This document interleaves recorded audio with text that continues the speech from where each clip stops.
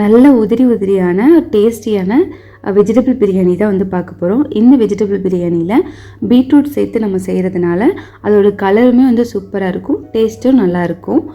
இந்த வெஜிடபிள் பிரியாணி நம்ம கல்யாண வீடுகளெல்லாம் சாப்பிட்றப்போ ஒரு நல்ல டேஸ்டியான இருக்கும்ல, அந்த மாதிரியான டேஸ்ட்டில் நம்ம வெஜிடபிள் பிரியாணி பண்ணலாம். எப்படி பண்ணலாம் அப்படிங்கிறத பார்த்துடலாம். இதுக்கு நம்ம வந்து காய்கறிகள்லாம் எடுத்து வச்சுக்கலாம். ஒரு சின்னதாக உருளைக்கிழங்கு, ஒரு சின்ன பீட்ரூட், ஒரு சின்ன கேரட், 4-5 பீன்ஸ் எடுத்துக்கலாம், ஒரு பெரிய வெங்காயம், அப்புறமா ஒரு பச்சை மிளகா, ஒரு தக்காளி. இப்போ நம்ம அரிசி 2 கிளாஸ் அரிசி எடுத்து நல்லா கழுவி அரிசி கழுவுனா 3வது தண்ணி எடுத்து வச்சிடலாம். இப்போ ஒரு டவி வச்சுட்டு கொஞ்சமாக நெய், அப்புறமா எண்ணெய் சேர்த்துக்கலாம். சேர்த்ததுக்கப்புறம் கறி மசாலா பட்டை, கிராம்பு, அன்னாசி பூ, பட்டை, ஏலக்காய், பிரியாணி இலை இது எல்லாமே வந்து சேர்த்துக்கலாம். அதோட ஒரு பெரிய பச்சை மிளகாவை கீரி சேர்த்துக்கலாம். இப்போது ஒரு பெரிய வெங்காயத்தை நல்லா நீளமாக கட் பண்ணி சேர்த்துக்கலாம். 1 ஸ்பூன் கல்லுப்பு, இது எல்லாமே சேர்த்து நல்லா வந்து வதக்கி விட்டுடலாம். எப்போயுமே பிரியாணி செய்யும்போது வெங்காயம் வந்து நல்லா வதங்கிடுச்சு அப்படின்னா தான் டேஸ்ட்டுமே வந்து நல்லாயிருக்கும். அடுத்து இஞ்சி பூண்டு பேஸ்ட்டை நல்லா தட்டி சேர்த்துக்கலாம். இஞ்சி பூண்டு பேஸ்ட்டாக சேர்க்காமல் இஞ்சி பூண்டு வந்து தட்டி சேர்த்தப்போ அதோடய ஃப்ளேவர் வந்து நல்லாயிருக்கும்.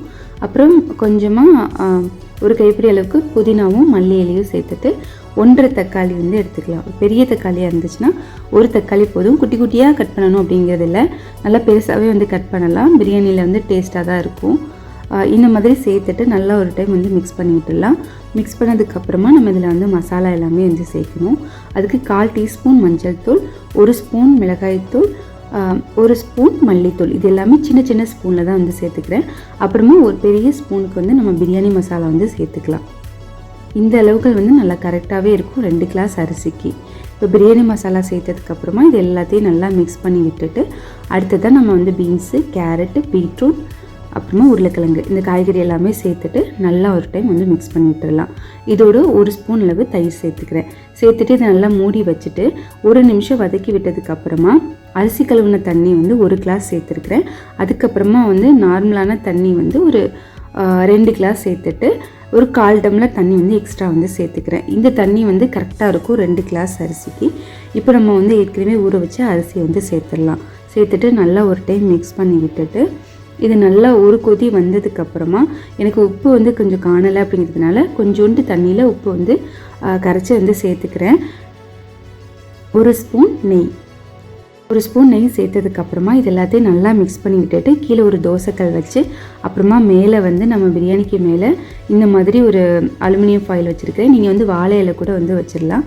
வச்சுட்டு கல் போட்டு வச்சு தம் போடுறது வந்து ஒரு 10 நிமிஷம் டு ஒரு 12 நிமிஷம் வந்து வைக்கலாம். இல்லை எங்களுக்கு வந்து கொஞ்சம் ரொம்ப உதிரியாக வேண்டாம், குழஞ்ச மாதிரி வேணும் அப்படின்னா ஒரு 15 நிமிஷம் கூட நீங்கள் வந்து தம்மில் வைக்கலாம். நான் ஒரு 12 நிமிஷம் வச்சேன். நல்லா உதிரியான வெஜிடபிள் பிரியாணி வந்து கிடச்சிருச்சு. இதோட நல்லா ஒரு முட்டை மசாலாவும் சம்பலும் வச்சு சாப்பிட்றதுக்கு ரொம்ப டேஸ்ட்டாக இருந்துச்சு.